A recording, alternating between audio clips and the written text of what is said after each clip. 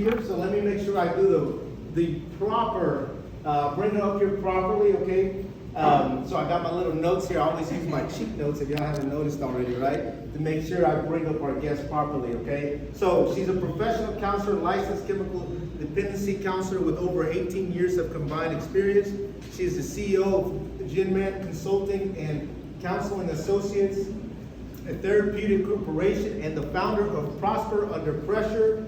She specializes in mental health, addiction counseling. She's also an author, a blogger, and a motivational speaker. Guys, if y'all can all please give a round of applause for Virginia Del Manning.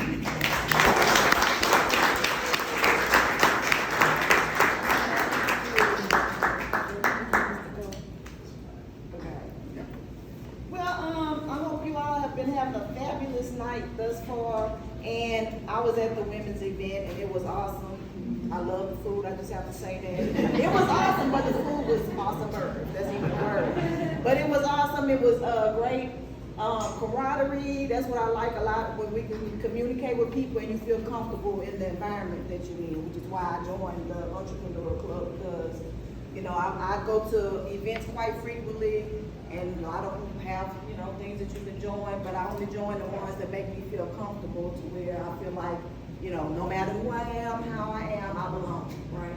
And so that's why I enjoy joining this club so much. But first of all, let me give my little shout outs. I have my MUA here, my makeup artist, aka my daughter.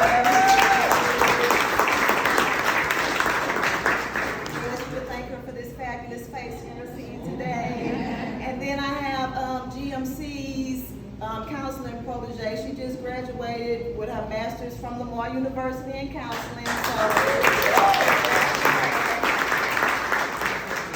And then I want to thank all of you for even showing up, right? I know you know the topic is your business mindset, and I don't know if you knew exactly that a mental health therapist would be here, because maybe a lot of y'all really can't understand. But a lot of people are not comfortable with talking about mental health or whatever, which it is very important, especially in our minority communities, where we haven't been able to have access to the knowledge of mental health and the importance of it to our success and our businesses.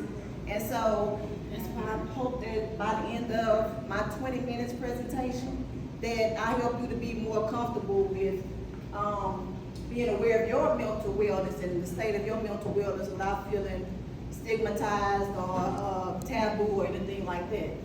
But also, I want to thank you for being a part of my vision, which is to influence 2 million people to be educated about mental wellness. So thank you for that, because now I have, like 1 million and something else to go after tonight.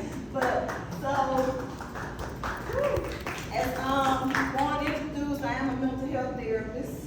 My name is Virginia Del Manning. And so about me, because you're probably like, who is this lady that's standing before us today? So about me and my business, and I'm using that word intentionally, as you'll see later on in the presentation, while I'm expressing a part about my business, because the majority of us in here are probably entrepreneurs and have business.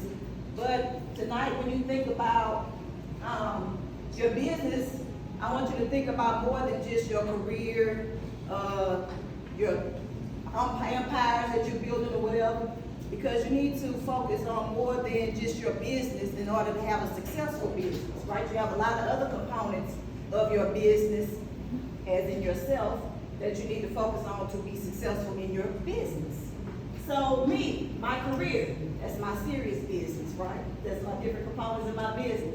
I'm a mental health advocate, therapist, driving private practice. I'm an author of a few books, an upcoming release of my 4th book. I'm a speaker, and once again, my vision is to influence 2 million people about mental health. Now personal, my fun business, because all that is important, right? In order to have a successful career business, you have to maintain your businesses, the career, which is the serious business, but also your personal business, the fun part.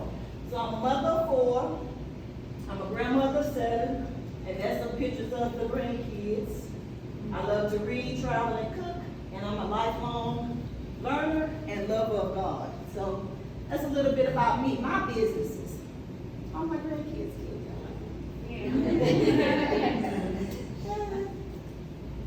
a pain, but at the same time, my pleasure. Okay, so your business mindset. There are different areas of your business, as I was saying, that you should focus on for success. And the way I like to approach it is I like to focus on the 8 dimensions of wellness. But some areas of your business is family, your friends, your career, your hobbies, and other areas of your business, right? Not just your career and job that you wake up to every morning. Your mindset, all of those things are part of your business, right? That's you. And everybody's is different, right? I might have my serious business and my fun business. Yours might be different. But to have all of those parts of your business healthy and whole will help you with your career business. And a lot of people sometimes don't connect those other areas of your life to the success in your business, but they are just as important. As a matter of fact, kind of like being balanced, right? And I kind of do that with my clients a lot. When they're saying, work, work, work, you're not balanced. And when I say balanced, I mean 2 hours here, 2 hours there. That's not realistic, as they say, that's not realistic balance. But when you have other areas of your life besides just work, right? Spending time with the family, hobbies, self-care, that's kind of like how I like to teach people about being balanced. But the 8 dimensions of wellness, and the next slide you'll see that. But I want you to think about, what are some specific areas of your business that you need to mind? So I'll give you a few seconds to think about that. And once again, it's more than just your career, family, friends, self-care, hobbies. How many people have hobbies? Like, okay, well, good. But is it balanced, right? Do you just squeeze in the hobbies and the self-care when you can? Or is it intentionally a part of your balance of your life to help you be successful in your career? And not just, okay, when I get time to do it, I'll do it. Right? That's important. Y'all finished thinking? Anybody questions, comments? All right.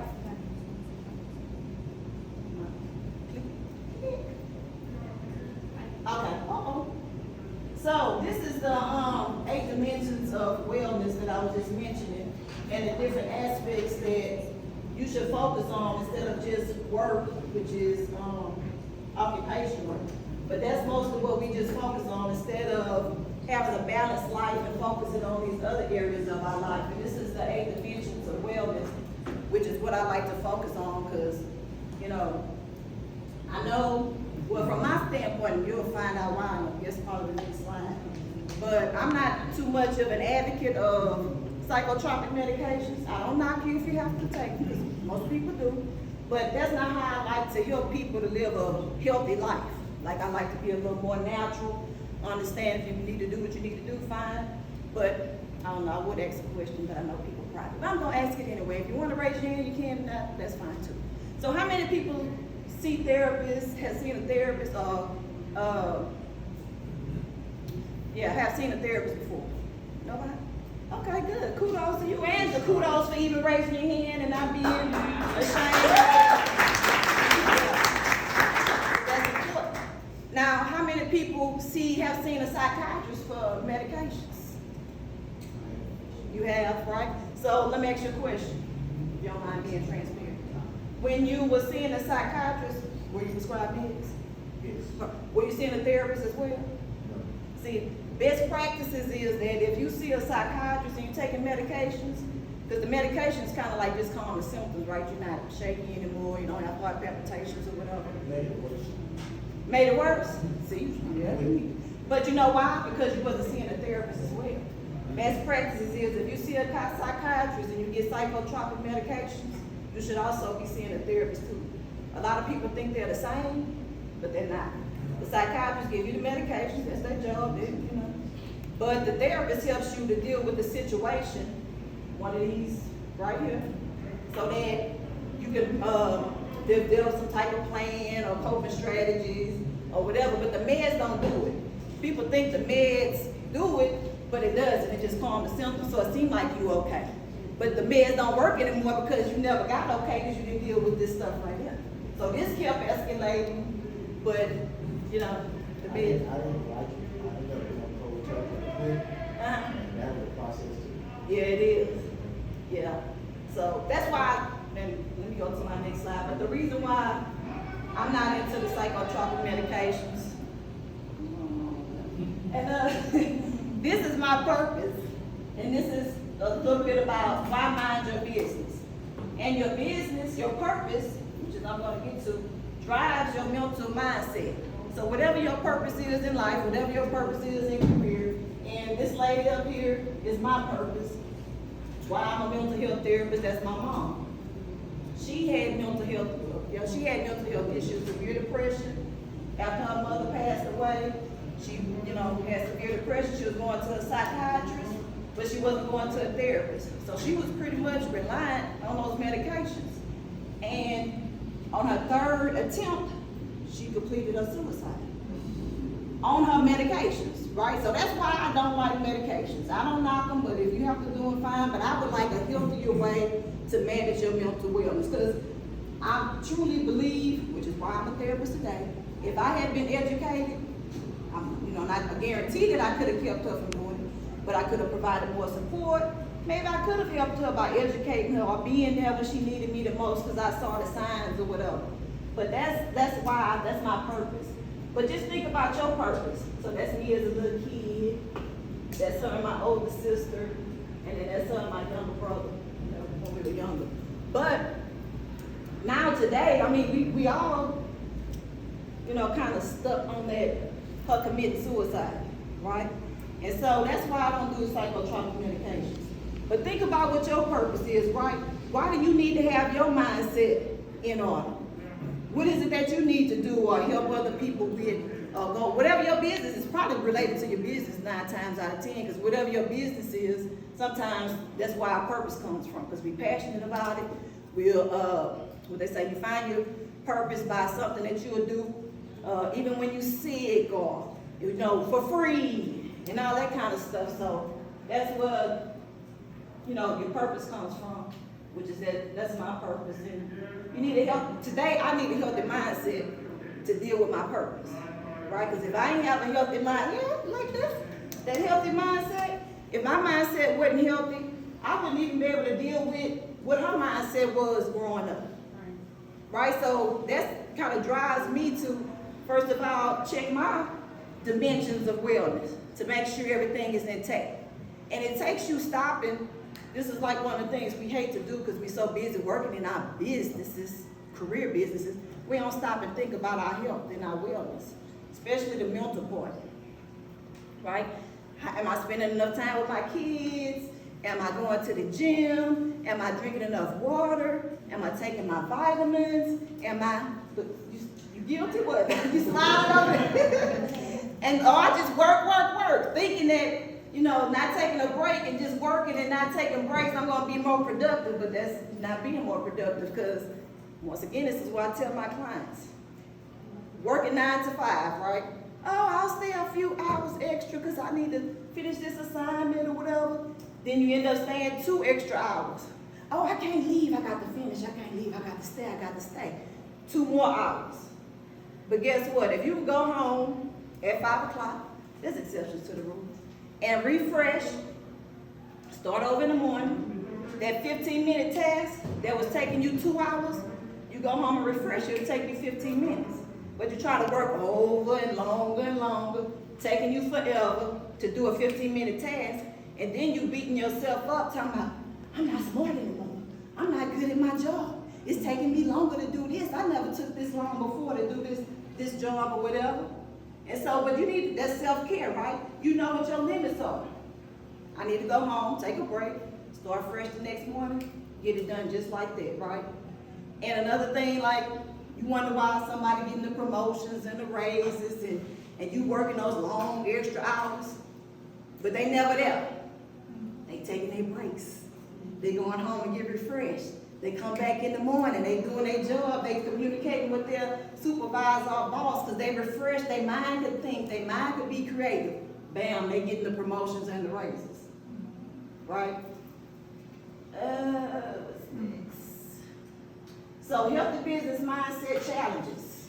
Anxiety, which is overwhelm, worrying, frustrations, what else am I missing? Overwhelm, did I say that? And then depression, sadness, not wanting to get out of bed, feeling like you worthless, that you can't do anything. And then there's the childhood traumas, all traumas through our life that we go through that kind of have us stuck as adults. A lot of times people have issues as adults and they don't relate it to whatever they went through as a child. But sometimes you just kind of sit back and reflect and think about, as a kid, A, B, C, D, E, F, G happened. But they don't relate it to, that's why now as an adult, I'm stuck. I don't know what to do. I've been living this life just, being a mom over and over and over. No, I don't know what I'm doing. I'm 40, 30, whatever. And I feel like whatever I've been doing hasn't been fulfilling me. A lot of times it's because of some stuff that happened in your childhood.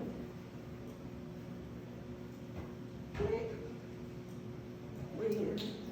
When is this? Oh,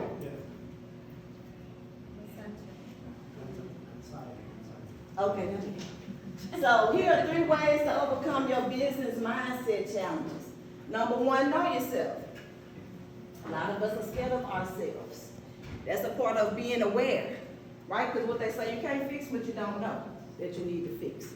So, and nobody has to know that you're doing this stuff. That's what a lot of people think. Oh, they're going to know that I'm sitting down thinking about my childhood traumas. They're going to look on my face and know what's wrong with me or whatever. But nobody knows what's going on like that. Most of the time, people in their own zones, thinking about their own business, and you think they're worried about you when they're not. But you need to know yourself, like, do some frequent self-assessments. Just sit down. Sometimes it could be a journal. Sometimes it could be just bullet points. Nothing real extensive, but just kind of evaluate, where am I at right now? Am I where I want to be? What's kept me from being where I want to be? Like just doing a little self-assessment on a regular basis. If not daily, at least once a week. Spend some time with yourself, right? Then that'll help you recognize your triggers. Because when you start knowing yourself and analyzing yourself, then you'll see some patterns. Like, okay, every day at 5 o'clock, look like I get stuck. So what's going on? What's my trigger? Oh, stand over 5 o'clock every day is my trigger, right? Yeah, I'm stuck on that one. But, I mean, for real, when you recognize it, because everybody have patterns. And it's the truth. Like, when I have clients come to me, they start telling me a story, and I just filling out the rest of the story for them. I tell them the rest of the story. How you know? People have patterns. And I study patterns and I study people. I love that. I have a bachelor's in sociology too, right along with the rest of the stuff. Because I like studying people. If you study people, then you have to study yourself. You your own study. You your own research. Whatever you want to call it, research specimen. Yeah. Research yourself. Know what's going on with you. Recognize your triggers. And work on them. Nobody knows but you. Now, if you have a nosy person in your house, they want to read your journals, just write it, tear it up, throw it away, right? And then that's part of developing a positive action plan. Once you know yourself, you know what your triggers are, what's hindering you, not just what's hindering you, but what's pushing you forward too, because then you need to know what you need to do more of, right? We don't always want to just stay stuck in the negative. We also want to know what we can do to be better. So everybody doesn't have all negative. You just think about yourself. You do have positives as well. So you develop a positive action plan. And a lot of times, it depends on who you are. There's certain variations you can do for your action plan. Either you can outline your day every day. You can outline your week. You can outline your activities that you have going on. If you have a business or multiple businesses, you're a serial entrepreneur, family, whatever. Just be intentional about what you want and how you want it to go. That's why it's called a positive action plan, because you could be in control of it. Yeah, we're gonna have issues and obstacles, no sound and all that stuff going on. But you have to have a positive action plan. Like, how am I gonna get past that? And I think you said that earlier. Like, every time you're trying to do something good, something getting your way, and that's true. But if you know that reality, and you know that's just the normal cycle and process of life and success, Most of the time, that's how you know you're on the right track, because if you start having obstacles hitting you left and right, every time you're trying to do something, bam, I'm trying to stop you, bam, I'm trying to stop you. You're on the right path. But you have to learn how to overcome by developing an action plan. Uh-oh, did I turn it off? I'm sorry.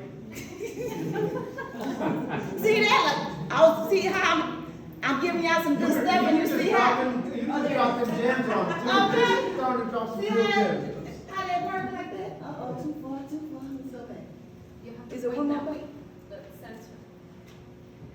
Okay, so then, yeah. There we go. So let's do a little healthy mindset tell-all game. We're gonna do healthy versus unhealthy. Because the goal is to, whatever decision you faced with or whatever obstacle you are faced with, you should ask yourself, whatever decision you're gonna make, is it gonna be a healthy decision or is that decision unhealthy, right?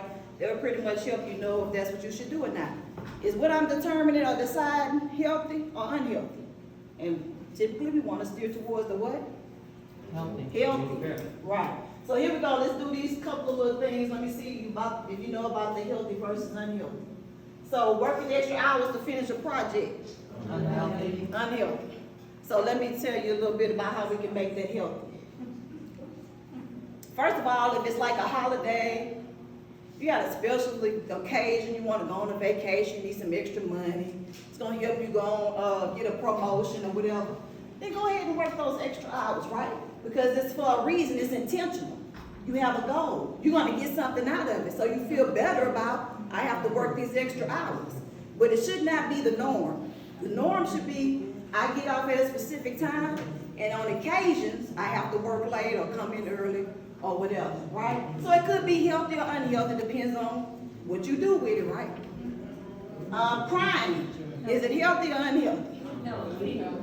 Healthy, right? It can be healthy because if you're doing it as in part of your mental health plan, like, oh, I need to flush out this frustration, and I do it by crying, right? So I could be free and, flush it out so I can think creatively because I can get some of this gook out of my head. But what about when it's unhealthy? When you're doing it as, poor little old me, I can never do anything right, I'm a failure, I'm never getting out of this bed, and you just cry, and you're not having a reason to do it. So that's when it's unhealthy. What about not wanting to get out of bed? Unhealthy. It can be unhealthy if it's a sign of depression, if it's consecutively days in a row. But if you're tired, you just want to take an extra little break, you've been working hard, you might want to stay in bed a little while, which will make it healthy. So in the unhealthy way would be, depressed, never want to get out of bed, lack motivation, that would be unhealthy. Not wanting to go to the gym because you are tired.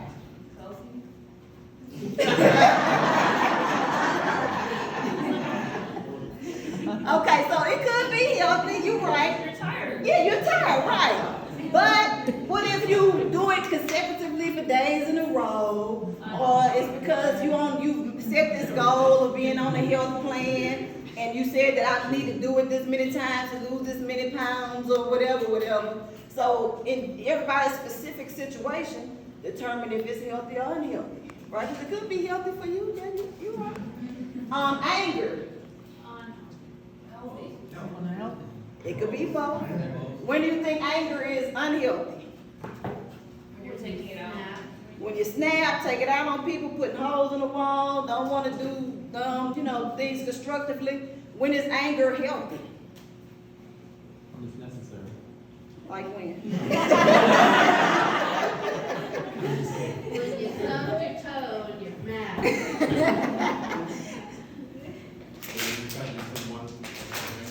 When what? Yeah. And then it could be like when tired. When you use your anger, huh? You just want to go for it. Right, when you use it to drive, you're like, oh, I can get this promotion, I'm gonna show you about what I can do and what I can't do or whatever, right? Oh, I didn't make it to the gym yesterday, I'm mad at myself, I bet I go for a whole 2 months strong at the gym or whatever. Right. Right? So you have to use it in a healthy way. Because a lot of people think, oh, I'm getting angry, something wrong with me. I need to stop getting angry. I can't stop getting angry. I can't stop getting angry. I need to go to the doctor. I need to go to the whatever. That's not the problem. It's not the problem that you get angry. You're a human being. You have emotions. You should be crying. You should be angry. That's normal human behavior. But the problem is when you use it in a healthy versus unhealthy way. All right, what's next? I think I'm on my last slide. All right, so this is my quote that keeps me going. I can do all things through Christ who strengthens me, right? And whatever your something is that strengthens you, that's what you use every day. And my fourth book that I mentioned, When the Mental Health Crisis Isn't Yours, comes from my childhood traumas, from my mom's depression, some of the things I went through as a kid that I'm just kind of not processing as an adult, right? So I'm writing this book. It'll be due in the at the end of this year. So be on the lookout for it, hopefully. But your freebie for the night is a 321 trauma cue card to help you live your life. So if you will go to this link, join the wait list or do the QR code, the 321 trauma card, it gives you 3 ways to process your feelings, emotions, and thoughts in a healthy way. You'll get two of the mistakes that you make that keep you stuck. And then you get one powerful tool of how to live your best life. So go to that. Join the wait list because I'll also be sending out tips, tools, other things to help you process your traumas. And trauma isn't just, childhood stuff, and it sounds bad, but it's not that bad. It could be something pretty simple. But also, as a little incentive for joining the list, I have these little, what you call them, swag bag type of thingies. So I have a vitamin pack in there, and I use it on a daily basis. It helps me because, having your vitamins and minerals and everything together is important. And then I have some lifesavers in here because, you focusing on your mindset and your mental health is a lifesaver for you. So that's, you can grab one of these little packs. Do what you need to do, a QR code, and also have information for how you can get in touch with me, if you haven't already. Yeah, that's it. All right.